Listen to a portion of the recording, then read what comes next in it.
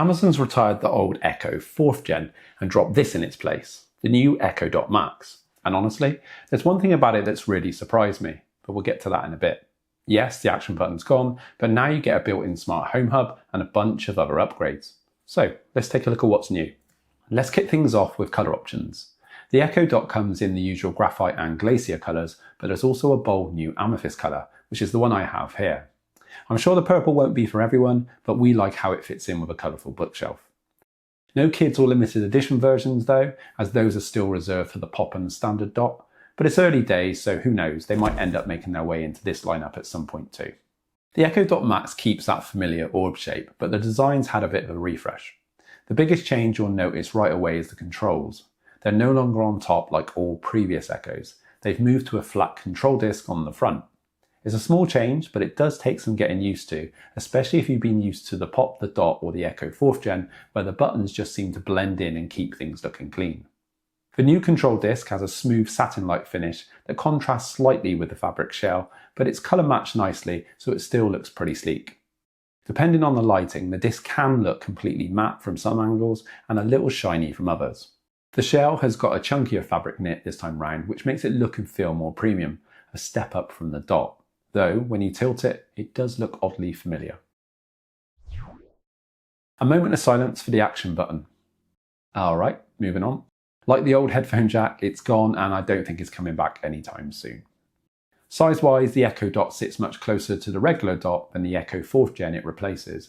It's about 20% larger than the Dot, so still compact enough for a shelf or bedside table and almost half the size of the Echo 4th gen. And finally, something I've been asking for years, a colour match power cable and adapter. The Amethyst model comes with a matching purple plug and cable, and although it's a small touch, it really does pull the whole look together. With all these design changes, how does the Dot Max actually compare to the other Echo devices in everyday use? Well, the front-facing control disc and the new LED ring are meant to make the speaker more simple to use and easier to see, and for the most part, I do agree. With older models, you'd often have to lean over or feel around on top to find the buttons if the Echo was tucked away on a shelf. And the new layout helps to solve that issue. The controls are clear, within easy reach, and they feel more intuitive. On a smooth surface, the speaker can shift slightly when you press the buttons, but unless you're heavy-handed, the grip pad underneath tends to keep it in place just fine for the most part. Right, so here's the thing. I'm mostly on board with the new layout, but I'm not totally sold on the new LED visibility. When you mute the Dot Max, only the mute button lights up this time round, rather than the whole LED ring. Some people will like that subtle look, others might miss the brighter red ring from the older models. Now my concern though is how visible the light is from an angle. It looks fine when the speaker's facing you, but if it's off to the side of the room or tucked on a shelf, it's much harder to tell when Alexa's listening or thinking. The old base light was easier to spot from most angles. Not a big deal, but it's something worth keeping in mind. And as I mentioned earlier, there's no action button anymore, so you'll be relying solely on your wake word. You can still tap for play and pause, snoozing alarms and dismissing timers, but if you like triggering Alexa manually, you'll miss that option here. There's also no audio jack, but that's pretty much the direction all Echo devices are heading in now. Even the Echo Pop I reviewed earlier this year has dropped it. You can still use Bluetooth though if you want to connect to an external speaker. Right, let's talk sound because that's what most people will be interested in with the new Echo Dot Max. I'm not an audiophile, but I'll do my best to explain how it stacks up against the others. The Dot Max replaces the aging Echo 4th gen and now sits above the standard Dot in Amazon's lineup, making it their mid-range option, with only the Echo Studio above it. Think of it as the Dot's slightly bigger and more capable brother. Don't be fooled by the size though. Even though it's only a little larger than the Dot, it packs a separate 2.5-inch woofer and a 0.8-inch tweeter, compared to the Dot's single 1.73-inch full-range driver. Now in testing, I noticed that at lower volumes, say levels 1 to 5, the regular Dot actually sounded a little louder. Now that could be down to the new room adaptation feature, I'm not sure, but once you start turning it up, the Dot Max really comes into its own. Amazon claims it has 3 times the bass performance of the Dot, and honestly, I can believe that.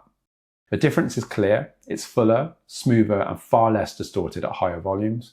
The bass feels more controlled and the overall sound just fills the room better.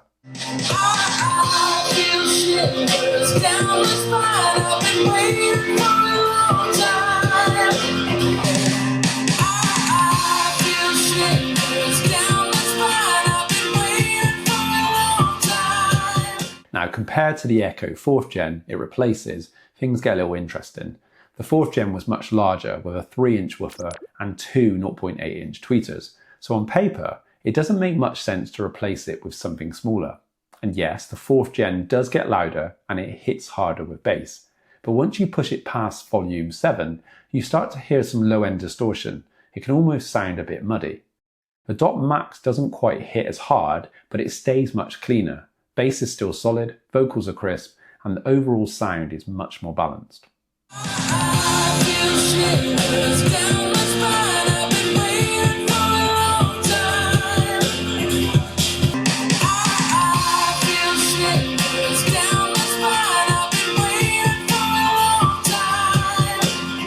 When it comes to mic pickup and responsiveness, the Dot Max performs really well, though to be fair, most Echo devices do these days.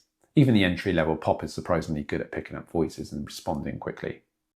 The Dot Max uses 4 far-field microphones, and with the new AZ3 processor, Amazon claims up to 50% better voice pickup compared to previous generations. They don't exactly say which models they're comparing it to, but in my testing, it does seem a tad more responsive. Now, if I ask the Dot Max and the Echo 4th gen the same question at the same time, from the same distance, 9 times out of 10, Amazon's Echo Spatial Perception System picks the Dot Max as the one that should reply. Alexa, what's my name? I think you're James. This is James's account. It's not a definitive test, sure, but it does show that it's hearing and processing commands a little more clearly and slightly faster than the others. I also timed responses manually, and the Dot Max came out quickest. Though in real-world use, you barely notice the difference. Alexa, what's my name? James speaking. You're in James's account. So we've covered colour, design and performance, but what else is new? Well, first up we have Alexa Home Theatre. This feature lets you pair the new Dot Max or Echo Studio with compatible Fire TV devices to create a surround sound setup. It's still rolling out, so I can't test it yet, but depending on when you're watching this, it might already be available. It's exclusive to the Dot Max and Echo Studio, and you'll need one of the latest Fire Stick or Fire TV Cube devices to use it. Then there's Alexa Plus, Amazon's next-gen version of Alexa, that's also rolling out right now. The US is getting it first, and here in the UK we'll have to wait a little longer. The good news is, it's free for Prime members. Now, Alexa Plus is supposed to bring smarter AI and better reasoning skills. It's not exclusive to the Dot Max, but the new AZ3 processor is built with Alexa Plus in mind, so it should feel a little faster and more responsive when it comes to complex commands and smart home routines. How much better? I guess only time will tell. You've also got Amazon's new Omni Sense sensor, which builds on the accelerometer and temperature sensors found in the latest Dots. It adds presence detection, ambient light sensing, and even Wi-Fi motion sensing. Basically, Alexa can attempt to react to what's happening in the room, turning lights on when you walk in or adjusting routines automatically. The Dot Max can also act as a Wi-Fi extender if you're using Amazon's Eero Mesh system. It's not as strong as a dedicated node, but it can boost coverage by around 1,000 square feet with speeds of up to 100 megabits per second. Handy for filling in dead spots around the house. And finally, the Dot Max works as a smart home hub with built-in support for Matter, Thread and Zigbee. That means it can connect directly to Zigbee equipment like Philips Hue bulbs, act as a Thread border router for things like sensors or locks, and support Matter-enabled devices, so you can mix ecosystems like Alexa, Google Home and Apple Home more easily.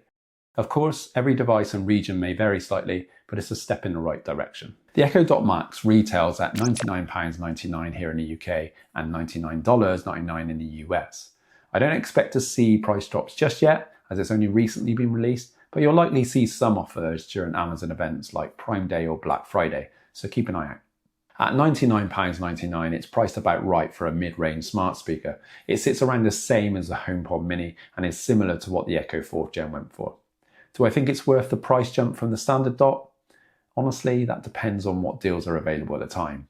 If you're paying the full £54.99 for the regular Dot, then the Dot Max actually isn't bad value, especially considering the bump in audio quality.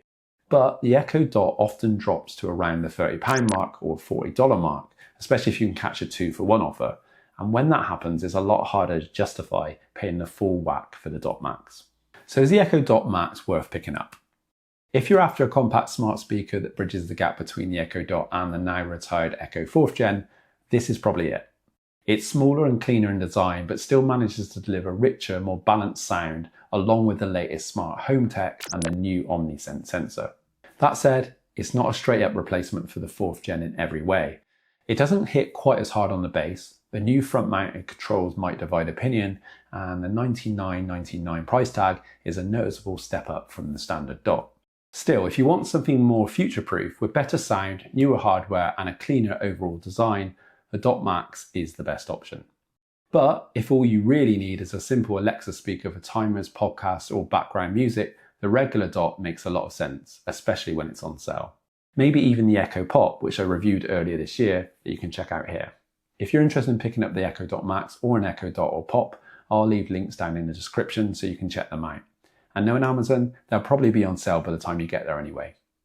Thanks for watching. If you liked today's video or found it useful, consider hitting that like button. Unlike the Dot Max, it won't cost you a thing. Subscribe to the channel for more content like this. Until next time, cheers.